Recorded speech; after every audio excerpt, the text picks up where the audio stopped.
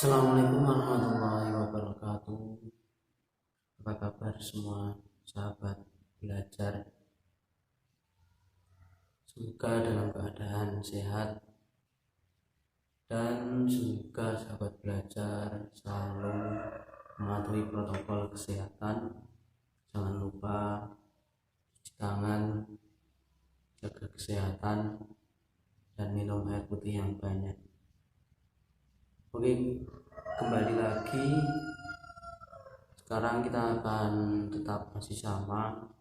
Kita akan belajar bersama mengenai pendidikan agama Islam dengan sejarah kebudayaan Islam yang sangat menarik untuk kita bahas bersama saya Muhammad Hairul Mungan. Dan untuk selanjutnya kita akan membahas peradaban Islam di Indonesia sebelum kemerdekaan dan setelah kemerdekaan. Kenapa saya membahas tentang peradaban Islam sebelum kemerdekaan dan setelah kemerdekaan? Karena menurut saya banyak fenomena-fenomena atau pembelajaran yang dapat kita pelajari di dalam tema ini.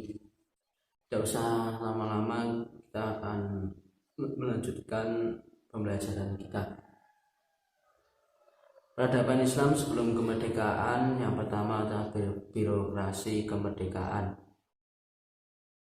Penyebaran Islam dilakukan oleh perdagangan komunitas pelabuhan penting di Sumatera, Jawa, dan pulau lainnya. Dan yang kedua, kerajaan-kerajaan Islam berdiri di pesisir Aceh, Demak, Banten, Cirebon, Ternate, dan Tidore. Menjelang akhir abad ke-17, Islam menyebar ke berbagai wilayah penting di Nusantara. Di samping pusat-pusat politik dan perdagangan, ibu kota juga merupakan tempat perkumpulan dan mubalik Islam. Yang pertama itu adalah Ibnu Battutoh atau Sultan Kerajaan Samudra Pasai. Sultan Malik Al-Zahir dikelilingi oleh ulama dan mubalik Islam. Dan raja-raja mengangkat para ulama menjadi penasehat di bidang keagamaan. Sultan muda mengangkat Syekh Samsuddin Al-Sumatrani menjadi mufti atau Qadi Malikul Adil. Di Demak ada juga Raden Fatah mengangkat Sunan Ampel, Sunan Gunung Jati, dan Sunan Kalijaga menjadi penasihat. Dan yang selanjutnya, ulama-ulama dan ilmu keagamaan. Penyebaran dan pertumbuhan kebudayaan terletak di pundak ulama. Jadi mereka membentuk kader-kader ulama di daerah dengan cara mendirikan lembaga pendidikan seperti pesantren di Jawa, Dayak di Aceh, Surau di Minangkabau. Kedua, melalui karya pada abad ke-16 dan 17, Syekh Muhammad Naqid menyatakan seperti sastra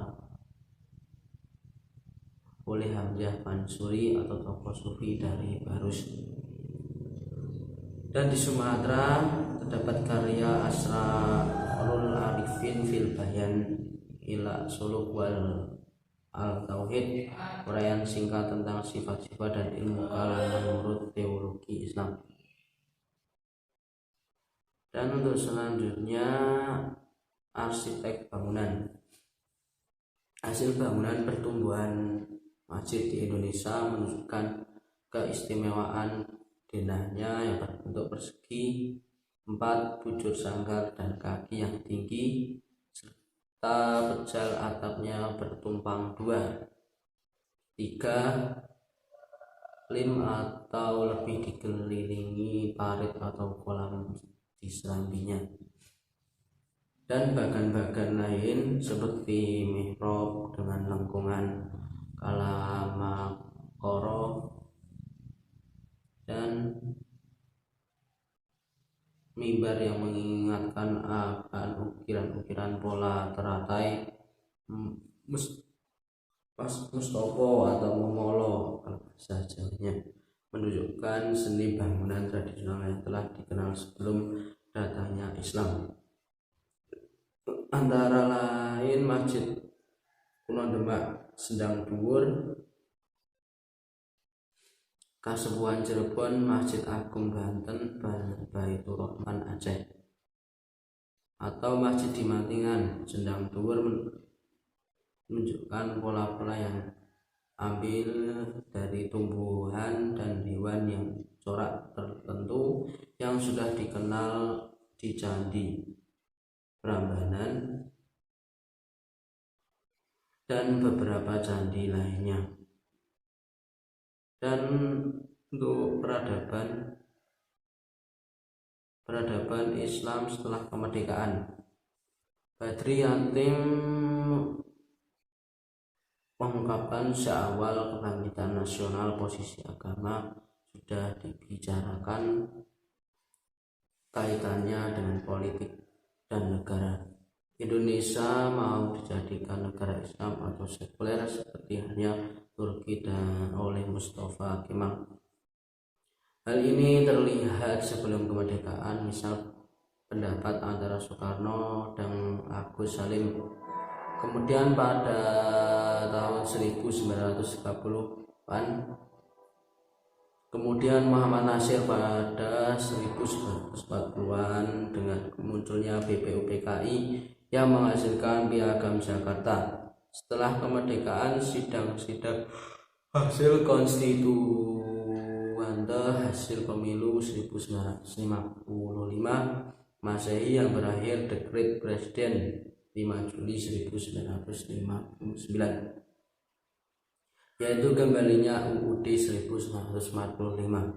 Meskipun beberapa persoalan belum selesai, namun pemimpin bangsa telah berpikir jauh ke depan dengan memikirkan alternatif jalan tengah dengan mendirikan Departemen Agama. Dulu Kementerian Agama didirikan pada Kabinet Sultan Syahrir. Dan untuk Kementerian Agama ini awalnya mempunyai seksi Muslimin, umat Protestan, Katolik, Roma, Hindu, dan Buddha. Dulu disebut Hindu Bali. Kemudian membahas dasar Pancasila yang dianggap membenarkan adanya Departemen Agama ini. Dan kemudian pada 1967 Departemen Agama berfungsi satu, mengatur serta mengatur pendidikan agama di sekolah-sekolah dan perguruan agama. Dua, mengikuti dan memperhatikan hal yang bersangkutan dengan agama dan keagamaan. Ketiga, memberikan penyuluhan agama. Empat, mengatur dan mengurus peradilan agama serta menyelesaikan masalah-masalah yang berhubungan dengan hukum agama. Dan yang keempat, mengurus dan mengembangkan IAIN atau perguruan tinggi kalau sekarang perguruan tinggi agama Islam swasta dan pesantren, dan mengawasi pendidikan agama di perguruan tinggi. Dan yang kelima, mengatur dan mengurus serta mengawasi penyelenggaraan ibadah haji.